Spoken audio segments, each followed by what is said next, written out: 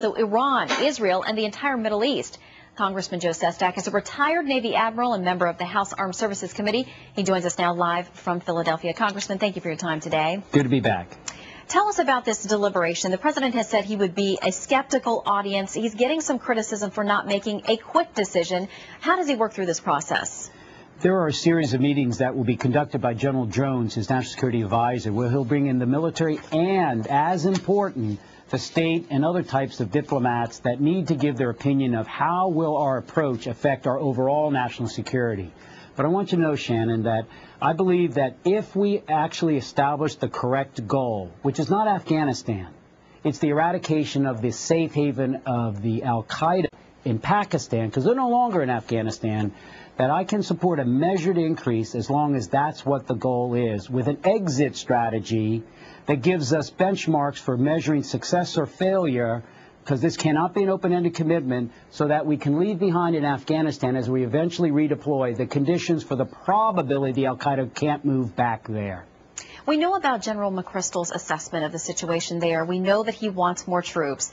He sat down and met with the president again this week, but he's also talked publicly about this issue. You are a decades experienced military man yourself. What do you make of General McChrystal's public statements about this issue? Is it going to help or hurt his case?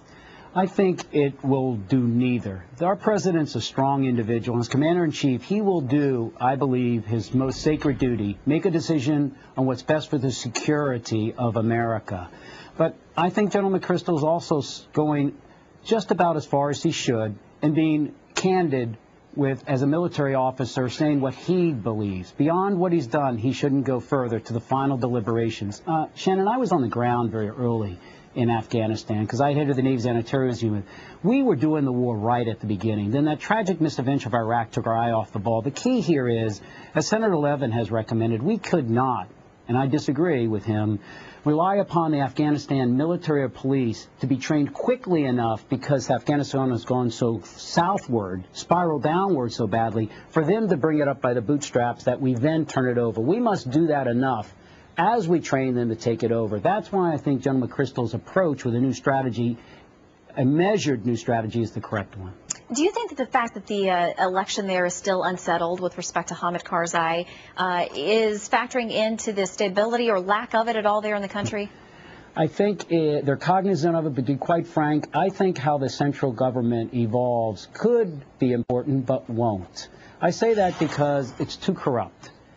And I think the counterinsurgency strategy that I've read of General McChrystal's is correctly focused upon local, provincial government entities, even warlords, and Taliban, because there's only about 20,000 Taliban in Afghanistan, and 70% of them there are there, according to the CIA, for a wage. We're talking about 6,000 hard-bitten troops against us. And so neutralizing them and letting the local provincial warlords and others, which we didn't want to do 6 years ago, but it's too late to go back to what we wanted to do of nation building 6 years ago, letting them assume some areas of stability with enough economic activity that they won't invite al-Qaeda back again, nor the radical al-Taliban. That's really the new goal as far as governmental support, governmental control. Congressman Joe Sestak, thank you for your time today, sir. Thanks for having me, Shannon. Well, St. Matthew's